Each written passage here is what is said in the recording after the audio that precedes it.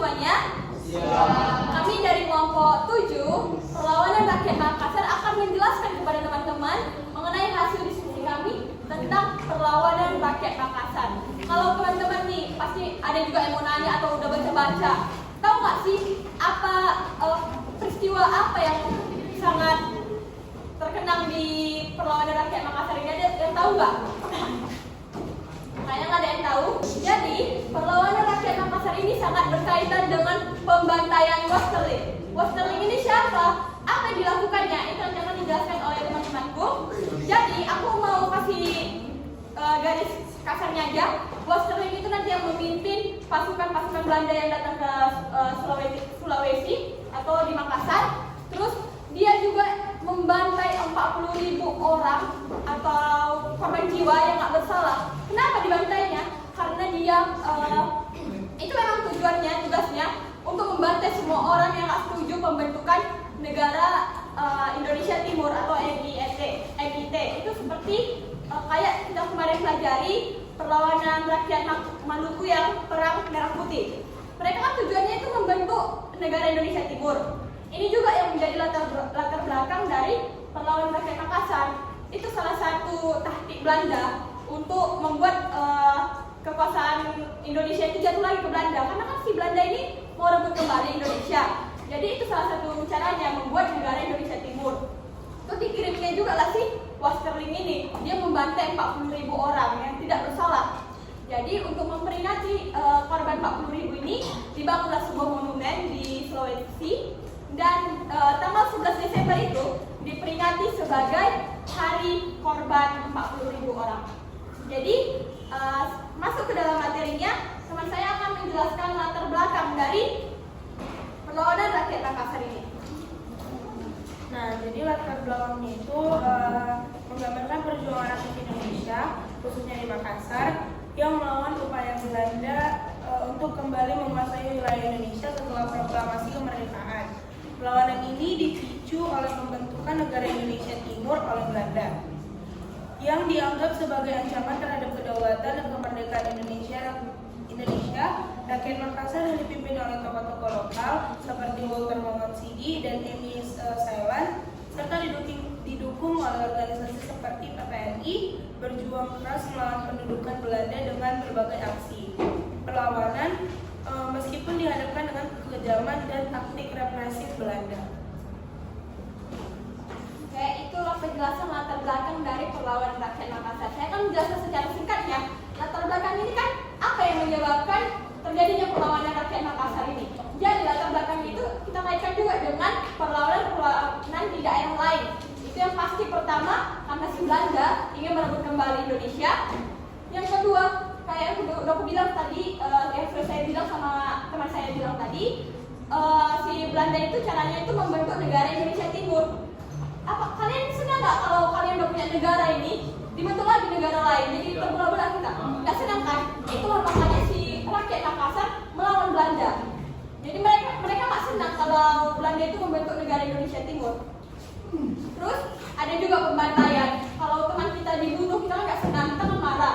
Itu juga yang dilakukan rakyat Makassar ini, karena mereka nggak senang. Masa teman-teman kami 40.000 orang itu dibunuh, dibantai gitu aja, karena mereka nggak bersalah. Itulah latar belakang dari perlawanan rakyat Makassar ini. Kemudian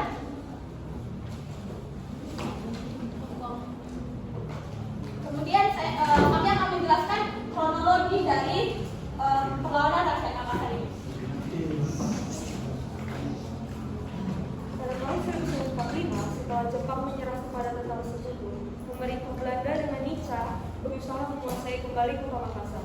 Kedatangan pasukan sekutu pada tanggal 21 September 1945, tentara sekutu mendarat di Makassar di bawah komando Brigadir E. Dorothy.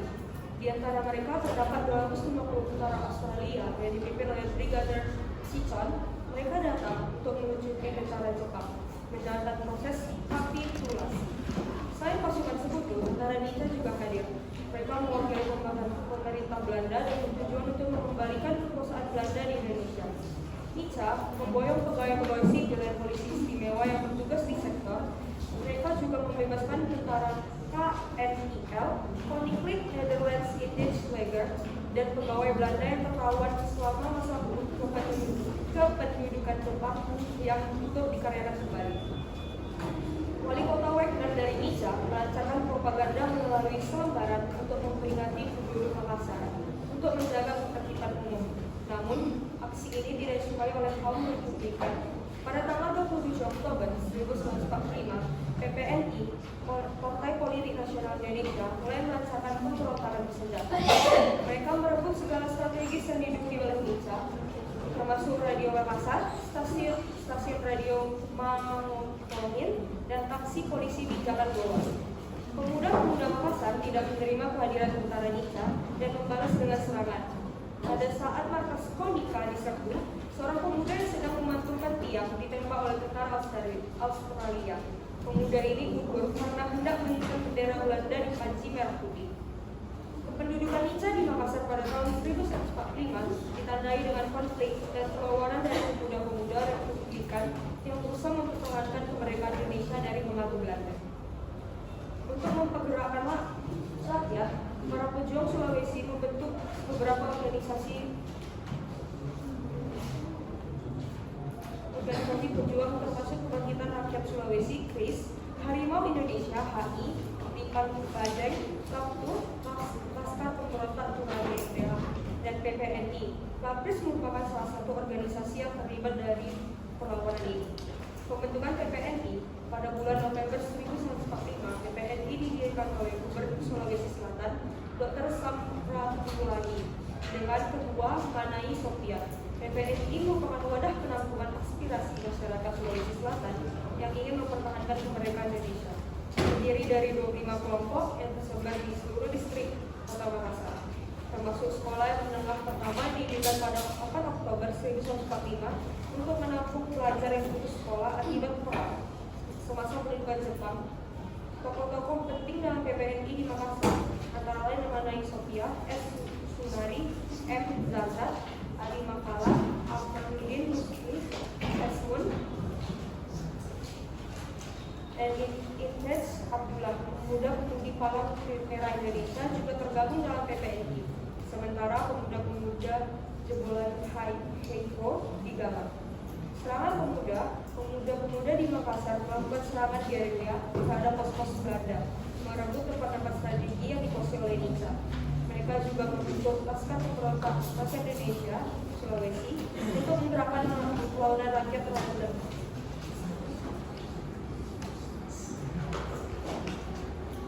Operasi Westerling adalah serangkaian operasi militer yang dilakukan oleh pasukan Belanda Depot Special Troepen (ISI), memimpin Kapten Raymond Westerling dari Sulawesi Selatan pada tahun 1946 sampai 1947.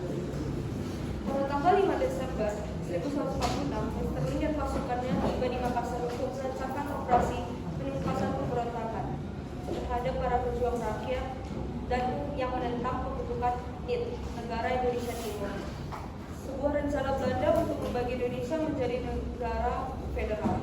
Aksi pertama, operasi pasukan di SI, dimulai pada malam tanggal 11 Desember 1945. Sasarannya adalah Desa Batua serta beberapa desa kecil di sebelah timur Makassar.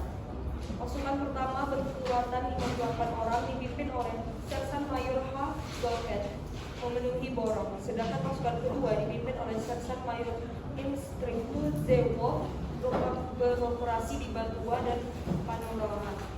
Di fase pertama, pada pukul 4 pagi wilayah itu dikepung dan seiring dengan sinyal lampu pukul 5.45 WITA dimulai penggeledahan di rumah-rumah penduduk. Semua rakyat digiring ke desa Batua. Setelah itu rakyat disuruh pulang ke desa masing-masing. Operasi yang berlangsung dari pukul 4 hingga pukul 12.30 WITA telah mengakibatkan tewasnya 44 rakyat desa setelah daerah sekitar Makassar dibersihkan. Aksi tahap kedua dimulai pada tanggal 19 Desember 1946. Sasarannya adalah Polo Bangkeng yang terletak di selatan Makassar. Yang dalam operasi ini 330 orang tewas terbunuh.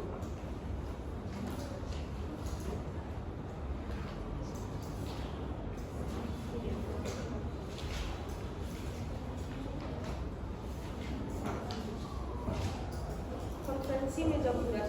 Tanggal mulai dan akhirnya konferensi Meja Bundar dimulai pada tanggal 23 Agustus 1949 dan berakhir pada tanggal 2 November 1949. Pertemuan ini diadakan di gedung Rit der Zaal, Den Haag, Belanda. Peserta utama konferensi ini adalah perwakilan dari Republik Indonesia Serikat, RIS, Belanda, dan Bijeenkomst voor Federal Overleg BRO yang mewakili berbagai negara bagian yang dibentuk oleh Belanda di Kepulauan Indonesia. Hasil konferensi utama adalah Belanda bersedia menyerahkan kedaulatan atas Indonesia kepada RIS pada tanggal 2 November 1945. Persetujuan ini ditandatangani di gedung Parlemen Belanda. Dilegalisasi RIS dan BFO juga menyetujui naskah Undang-Undang Dasar, sementara RIS Scheveningen pada tanggal 29 Oktober 1949. Naskah ini berisi kerangka dasar konstitusi yang akan digunakan oleh RIS. Selain itu, kesepakatan juga ditetapkan oleh RIS harus membayar utang Hindia Belanda sebesar kurang lebih 4,6 miliar dolar. Pembayaran ini dihitung sejak 1945 sampai 1949 dan berdampak negatif pada perekonomian Indonesia. Pada tanggal 27 September 1949, pemerintah sementara RIS dilantik dengan IR Soekarno sebagai presidennya. RIS kemudian dibubarkan pada tahun 1960 dan digantikan oleh Republik Indonesia yang berdaulat penuh. Konferensi Meja Bundar pada tahun 1949 merupakan tonggak penting dalam sejarah Indonesia yang menandai pengakuan kedaulatan Republik Indonesia dan akhir dari kolonialisme Belanda di Indonesia. Oke teman-teman, itulah tadi penjelasan kronologi. Pasti teman-teman bingung nih, karena panjang sekali penjelasan kronologinya. Aku akan menyingkat bagaimana kronologi dari perlawanan rakyat Makassar. Coba teman-teman buka semua, dapat lihat di halaman 22. Itu kronologinya dimulai pada tanggal 5 Desember 1946 ketika pasukan Belanda mengirim si Raymond Pierre Paul Westerling ini ke Indonesia bersama pasukannya DST. DST ini apa? DST itu adalah pasukan di bawah KRIL. Itu pasukan Belanda yang tujuannya untuk membantai orang-orang yang melawan, orang-orang yang tidak ingin menentang dengan pembentukan NIT. Selanjutnya itu dari tanggal 7 sampai tanggal 25 Desember 1945. Disitulah terjadi pembantaian Westerling tadi. Disitulah pembantaian 40.000 korban jiwa tadi. Terus akhir dari tadi kan si teman saya Siska sudah menjelaskan kalau akhirnya nanti itu terjadi konferensi Meja Bundar pada tahun 1949. Itulah yang menjadi akhir nanti dari penyelesaian konflik perlawanan rakyat Makassar itu. Nanti dijelaskan oleh teman saya juga bagaimana penyelesaiannya. Tapi menurut kronologi, disitulah nanti kedaulatan Indonesia itu balik lagi ke Indonesia, bukan ke Belanda. Jadi Belanda nanti pergi dari Indonesia. Disitulah akhir dari penyerangan Belanda terhadap rakyat Indonesia di Sulawesi Selatan. Selanjutnya kami akan menjelaskan tokoh-tokoh dari perlawanan rakyat Makassar. Jadi tokoh yang pertama itu adalah Sam Ratulangi. Sam Ratulangi ini sebagai Gubernur Sulawesi Selatan dan dia juga pendiri PPNI, Pusat Pemuda Nasional Indonesia. Dan yang kedua yaitu ada Manai Sofian.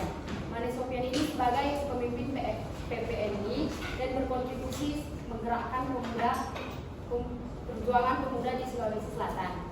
Dan yang ketiga ada Arifai atau Abdul Rifai sebagai pemuda pelajar berperan merebut tempat-tempat strategis yang dikuasai oleh Inca di Makassar. Selanjutnya ada Robert Walter Mongisidi sebagai Sekretaris Jenderal Lapris atau Laskar Pemberontak Indonesia Sulawesi. Dia melakukan aksi long march menuju Pulau Bangkeng bersama Emi Sailan. Dan yang selanjutnya itu ada Rano Daingromo. Ini sebagai pemimpin Lapris dalam perlawanan terhadap Belanda.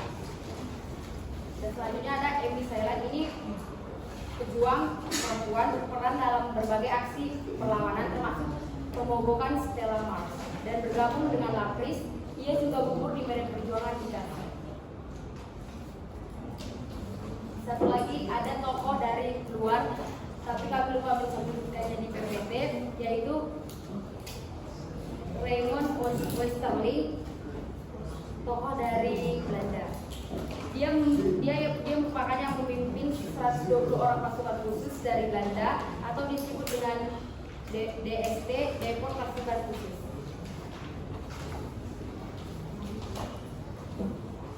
Oke teman-teman, selanjutnya kan tadi sudah dijelaskan latar belakang terjadinya perlawanan rakyat Makassar, terus siapa-siapa saja tokohnya, kronologinya juga sudah dijelaskan. Kami akan menjelaskan yang terakhir itu penyelesaian dari perlawanan rakyat Makassar ini. Oke, selanjutnya penyelesaian perlawanan rakyat Makassar, di mana perlawanan ini mengakibatkan banyak rakyat yang tidak berdosa dibunuh oleh pasukan Sterling, sehingga pasukan Sterling dipanggil ke Jakarta oleh pasukan Belanda, namun ia tidak pernah dihukum ataupun diadili atas perbuatannya.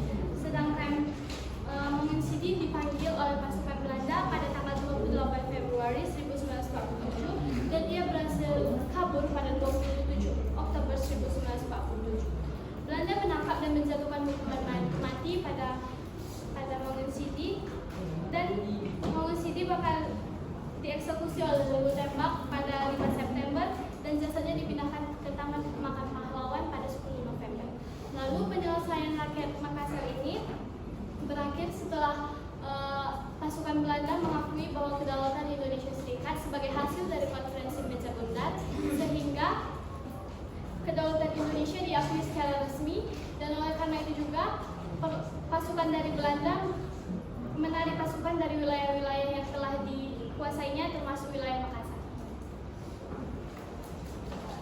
Jadi itu teman-teman inti dari penyelesaian perlawanan rakyat Makassar. Intinya itu perlawanan rakyat Makassar itu selesai ketika Indonesia melakukan konferensi Meja Bundar. Dan teman-teman juga kita kemarin sudah mencatat apa aja isi-isi dari konferensi Meja Bundar. Salah satu isinya adalah kedaulatan Indonesia dibalikan kepada Indonesia. Terus Belanda menarik pasukannya kembali dan pergi dari Indonesia. Jadi teman-teman, itulah presentasi kami. Oke. Saya akan menjawab dari pertanyaan Jose. Tadi katanya ada nggak kaitannya dari perang Manado dengan perang Makassar? Yang pasti ada kaitannya, karena Manado dan Makassar itu sama-sama wilayah Indonesia bagian timur, dan memang tujuan Belanda datang ke Indonesia setelah proklamasi itu untuk merebut kembali wilayah pemerintahan Indonesia.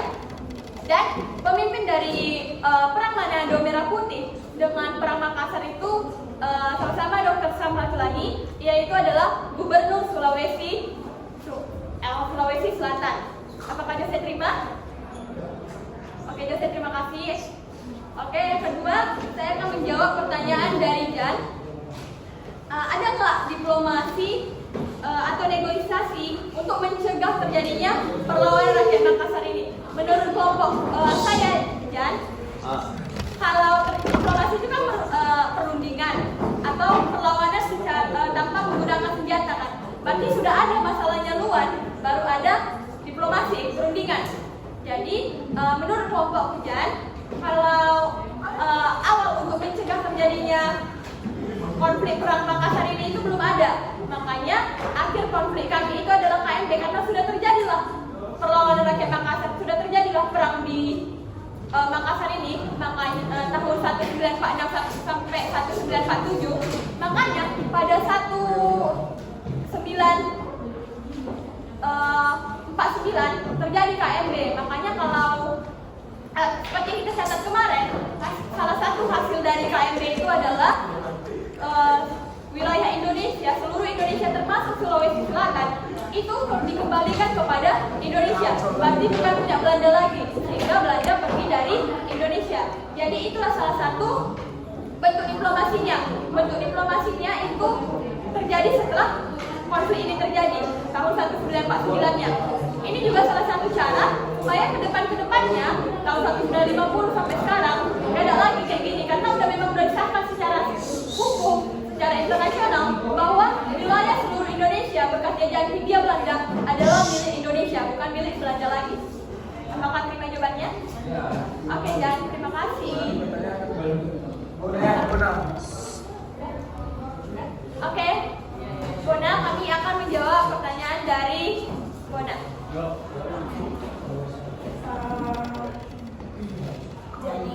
pertanyaannya itu menjelaskan taktik gerilya dan efisien ya kan? Kemudian efisiensi dan nama orang yang ngebom dan ada nggak monumennya?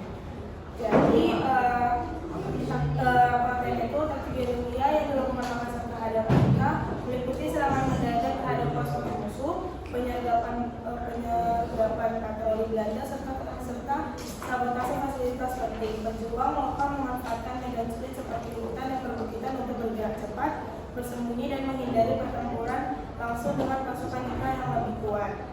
Nah, apakah taktik gerilya ini efisien apa enggak? Menurut kelompok kami, taktik gerilya ini efisien, terutama karena mereka berhasil menggunakan sumber daya terbatas untuk melawan pasukan yang lebih besar dan lebih kuat. Dengan mengandalkan serangan mendadak, penyergapan, dan sabotase, mereka memaksimalkan dampak terhadap musuh tanpa harus terlibat dalam pertempuran besar yang bisa merugikan mereka. Nah, terus nama orangnya, orang yang ngebom, sama monumennya. Ada nggak monumennya? Jadi nama orang yang sebenarnya bukan ini sih, tapi lebih ke orang yang terkenal melakukan aksi pengeboman terhadap di Makassar itu Robert Walter Mongonsidi. Ia merupakan salah satu pejuang kemerdekaan Indonesia yang melawan pasukan Belanda dengan taktik gerilya termasuk aksi sabotase dan pengeboman. Nah, untuk monumennya itu ada penghargaan yang dibuat atas nama Robert Walter Mongonsidi. Salah satunya adalah monumen Walter Mongonsidi di Makassar. Selain itu, Mongonsidi juga diabadikan sebagai nama jalan di berbagai kota di Indonesia. Sekian. Aku juga mau nambahin. Tadi kan pertanyaan pertama, apa itu taktik gerilya? Taktik gerilya itu adalah taktik perang yang dilakukan oleh pasukan kecil untuk melawan pasukan besar. Jadi kan Indonesia ini sedikit kok. Si Belandanya sedikit, kan Belanda yang menggunakan taktik gerilya.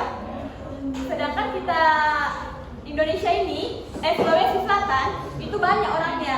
Jadi gimana cara si Belanda ini cepat untuk mendapatkan tujuannya di Indonesia? Jadi taktik gerilya yang dipakainya.